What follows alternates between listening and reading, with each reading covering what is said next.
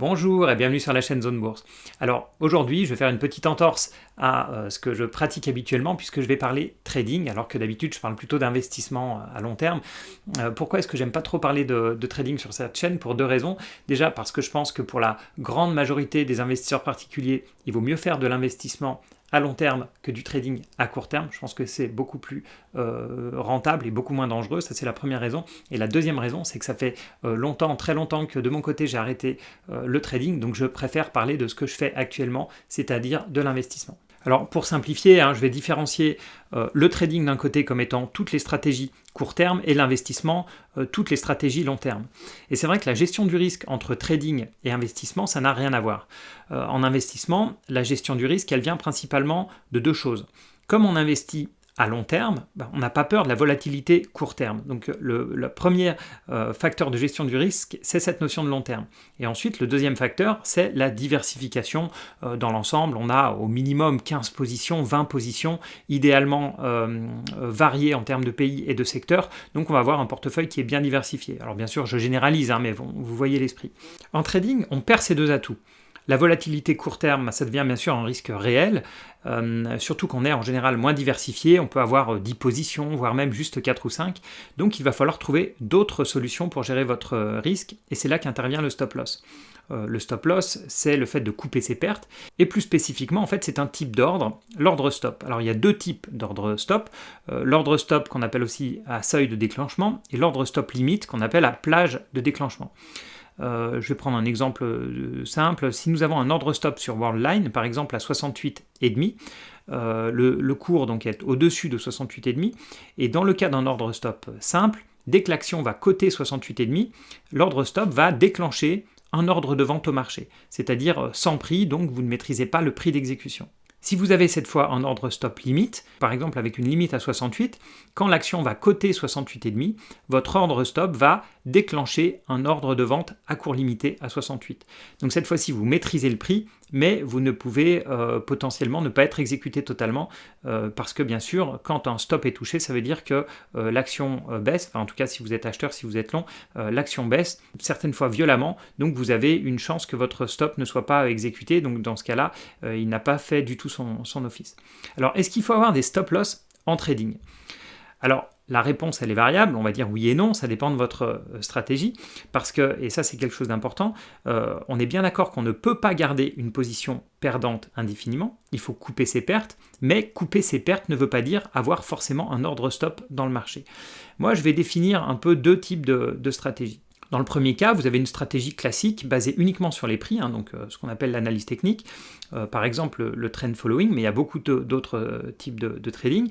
Dans ce cas-là, la règle, c'est d'avoir un stop loss en place, et pas uniquement un stop loss mental, pas juste se dire je vais vendre à 68,5, mais vraiment un ordre stop dans le marché.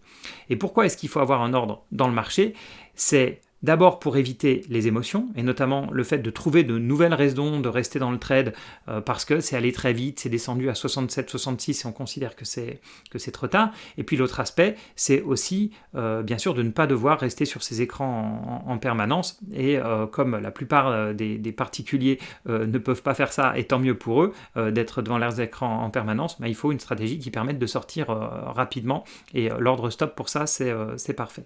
Et il y a un deuxième cas que je mentionne quand même si bien sûr il faut placer des ordres stop pour la plupart des stratégies de trading à court terme.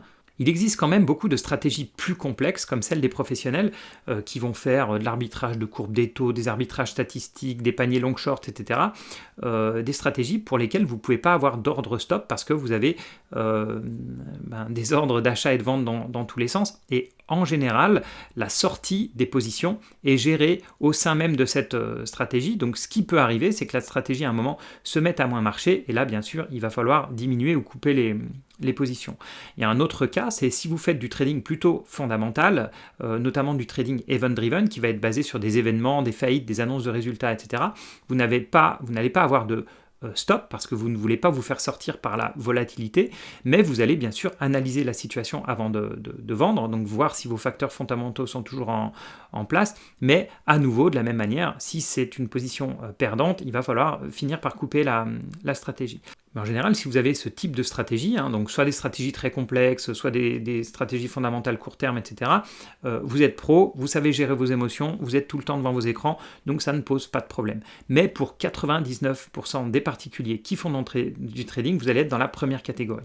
C'est vrai que moi, quand on parle de sortir d'un trade, parce que là on a parlé uniquement des stop-loss, mais on peut sortir d'un trade aussi en étant gagnant ou en étant à peu près flat, en n'ayant pas vraiment ni de gain ni de perte. Moi j'aime bien visualiser ça avec une boîte, avec une box, avec tout simplement en bas un stop-loss, en haut un take profit, une prise de profit, et puis une durée maximum. Pour certaines stratégies, notamment le suivi de tendance, le trend following, le stop loss peut servir de take profit, c'est-à-dire qu'on va avoir un stop loss suiveur, un trailing stop loss. C'est un stop qui va monter en même temps que le cours de bourse. Ça peut être par exemple une moyenne mobile court terme, ça peut être, comme je vous l'ai mis ici à l'écran, un indicateur qui s'appelle le parabolique SAR. Enfin bon, il y a beaucoup de moyens d'avoir un stop loss qui monte en même temps que le cours. Vous pouvez même juste le mettre quelques pourcents ou quelques cents ou quelques euros en dessous du cours précédent, ça marche aussi. Donc dans certains cas, on n'est pas obligé d'avoir un take profit. Donc le stop loss, on sait pourquoi on l'utilise, on en a parlé, c'est pour préserver son capital, mais pourquoi une durée maximale, c'est un espèce de stop de durée. Tout simplement parce que vous faites du court terme, donc si votre scénario ne s'est pas réalisé au bout d'un mois par exemple, il y a de fortes chances qu'il soit invalidé et qu'il y ait de meilleures opportunités ailleurs. Donc c'est pour ça que oui, bien sûr, il ne faut pas laisser traîner ses pertes, il faut avoir un stop loss, mais il ne faut pas laisser non plus traîner des positions qui vivotent. Si vous faites du trading, le but c'est de trouver les meilleures opportunités, donc il faut sortir de ce type de trade. Cette boîte, elle est bien sûr dynamique, donc vous pouvez bouger certains des paramètres, mais attention, dynamique dans le sens où vous pouvez monter le stop loss, vous pouvez monter le take profit, vous pouvez augmenter la durée uniquement si le scénario se déroule bien. Et bien sûr, à l'inverse, vous pouvez couper votre trade plus tôt si vous ne le sentez pas. Mais je le répète, c'est dynamique uniquement si votre scénario est validé et se passe bien. Il ne faut absolument pas toucher votre stop loss si le scénario est invalidé. Maintenant, on va arriver au cœur du sujet, où mettre ses stop loss et son take profit. Alors il n'y a pas de science exacte, ça dépend de votre type de stratégie. On parle souvent d'un take profit qui va être 2 fois plus loin que votre stop loss, donc vous allez avoir un ratio gain-perte de 2, mais on verra que c'est très variable suivant les stratégies. Alors pour placer un ordre stop, il y en a certains qui vont utiliser des indicateurs techniques, par exemple juste en dessous d'un support ou d'une moyenne mobile, mais c'est vrai que moi je mettrais un certain bémol, parce que si le support est 15% en dessous par exemple, est-ce que vous voulez vraiment mettre un ordre stop à moins 15%? Moi je pense que ça ne sert pas à grand chose de mettre un stop à 10% ou moins, parce que si on est honnête, vous faites du trading, vous faites du court terme, donc si le titre perd déjà 6, 7 ou 8%, la position se retourne contre vous à ce point-là, vous avez déjà un problème avec votre trade et votre scénario est sûrement déjà invalidé. Mais ça peut arriver de devoir mettre des stops lointains, notamment sur les valeurs qui sont très volatiles. Et dans ce cas-là, il faut vraiment faire attention à la taille de votre position. Par exemple, si vous avez un portefeuille de 20 000 euros, fixez-vous une perte maximale par trade, donc on parle classiquement de 2% par trade. Et si vous mettez un stop loss à moins 15%, alors vous ne devez pas mettre plus de 2600 € sur votre position. Et bien sûr, plus votre stop loss sera court, plus vous pourrez mettre une grosse taille. Mais, avec les stop loss, il y a un gros mais. C'est que vous pouvez, et même vous allez, perdre régulièrement plus que votre stop loss. Pour 2 raisons. La première raison, ce sont les gaps, et ensuite, la liquidité. Si le titre a un gap, c'est-à-dire s'il y a un trou de cotation, vous allez forcément avoir votre stop, enfin s'il fait partie du gap, qui va être exécuté bien en dessous de ce que vous aviez prévu. Et de la même manière, si le titre est peu liquide, comme souvent les ordres stop sont des ordres au marché, ça veut dire que pour peu en plus qu'il y ait d'autres traders qui aient les ordres stop au même endroit ou à peu près au même endroit, vous allez perdre beaucoup plus que votre stop loss parce que vous n'avez aucun moyen de savoir en avance s'il va y avoir beaucoup d'acheteurs à ce moment-là sur le marché, ou bien si votre ordre va tout simplement défoncer toutes les limites pour être exécuté beaucoup plus bas. Alors il y a d'autres méthodes pour placer vos stop loss, c'est pas forcément sur des points techniques, ça peut être sur des méthodes plus statistiques. Moi j'utilise pour ça un pricer d'options exotique qui me permet de voir la probabilité qu'a un stop ou bien un take profit d'être touché. Ici, sur un exemple fictif, je vais tester sur un mois, donc je me donne jusqu'au 13 mai, avec une volatilité du titre de 30%, un prix actuel de 100. Je vais juste me prévoir un stop loss 5% en dessous, et un take profit 10% au-dessus. Donc j'ai un stop loss à 95 € et un take profit à 110 €. Et bien je vois que statistiquement, j'ai 55% de chances de toucher le stop loss et 23% de chances de toucher mon take profit. Ce qui laisse donc 22% de chances d'être entre les deux. Et ça, si vous avez vos stop loss qui sont touchés très souvent, utilisez ce type d'outil parce que vous allez voir que c'est tout simplement la volatilité qui vous sort. Enfin, déjà à 5%, on est stoppé plus d'une fois sur deux avec une vol de 30% et un mois devant nous. Alors bien sûr, si vous faites du trading, c'est parce que vous pensez que vous allez battre les statistiques, mais ça vous donne quand même une idée, notamment si vous mettez des stop loss proches, une idée de à quel point vous pouvez vous faire sortir par la volatilité. Parce qu'en trading, tout tourne autour de 3 paramètres. Enfin, il y en a un peu plus que ça, mais je simplifie 3 paramètres. Vous avez votre pourcentage de trade gagnant, votre perte moyenne et votre gain moyen. Et il y a des stratégies, il y a tout type de stratégies. Vous allez avoir par exemple des stratégies avec 95% de réussite, avec plein de petits gains, et puis quelques grosses pertes. Ça va être typiquement des stratégies d'arbitrage, enfin bon, je ne vais pas rentrer dans les détails, mais ce type de stratégie existe. Ou alors vous pouvez juste vendre de la volatilité, comme font souvent les vendeurs d'options, ils vont vendre des strangles, des straddles, etc. Ils vont empocher de la prime très souvent, et puis une fois ils vont se faire très mal sur un seul type de trade. Vous avez des stratégies, elles, qui vont plus être autour de 50% de réussite, et c'est en général avec ce type de stratégie qu'on va essayer de se rapprocher, enfin, si on est à, on va dire, entre 30, 40, 50% de réussite, c'est là où on va essayer de se rapprocher avec d'un ratio gain-perte de à peu près 2 pour 1. Et puis vous avez des stratégies avec très peu de réussite, mais d'énormes gains.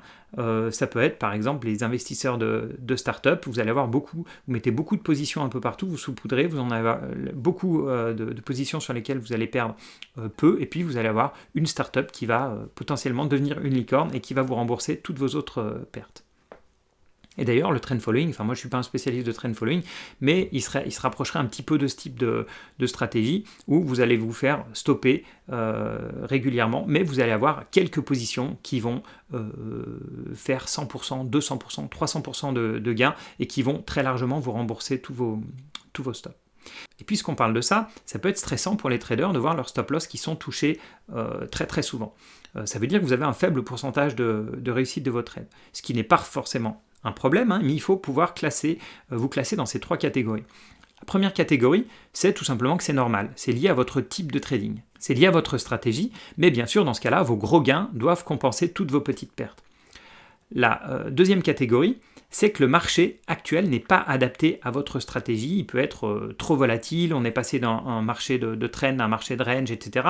Enfin bon, c'est temporaire, et dans ce cas-là, il vaut mieux réduire la taille de vos positions. Et puis, bien sûr, la troisième catégorie, c'est que tout simplement, votre stratégie ne marche pas. Alors, comment faire la distinction entre la catégorie 2 et 3 ? C'est tout simplement, est-ce que votre stratégie a marché dans le passé ? Alors, je ne parle pas forcément en backtest, je parle surtout en réel. Si vous aviez une stratégie qui marche bien depuis quelques années et puis qui se met à moins marcher depuis quelques mois, c'est probablement qu'on a changé de régime de marché et donc il faut adapter vos positions, voire même potentiellement temporairement changer de stratégie. Si votre stratégie n'a jamais marché en réel, alors il faut autant l'abandonner tout de suite plutôt que de continuer à perdre. Et cette fois-ci, vous pouvez continuer à la tester en fictif, voir si ça se met à marcher un jour. Mais en tout cas, il va falloir l'abandonner. Bon, je ne vous cache pas que de savoir quand sortir d'un trade, et notamment quand sortir d'un trade perdant, donc toute cette partie stop loss ou non, c'est un sujet qui est extrêmement large, je pourrais en parler pendant beaucoup plus longtemps. Donc là, j'ai fait une vidéo vraiment pour la partie court terme trader, je vais faire une autre vidéo quand vendre, mais plutôt pour la partie investisseur. En tout cas, c'est un sujet qui est très riche, donc n'hésitez pas à me dire en commentaire comment vous faites, n'hésitez pas aussi à liker cette vidéo si elle vous a plu, et moi je vous dis à bientôt pour d'autres vidéos.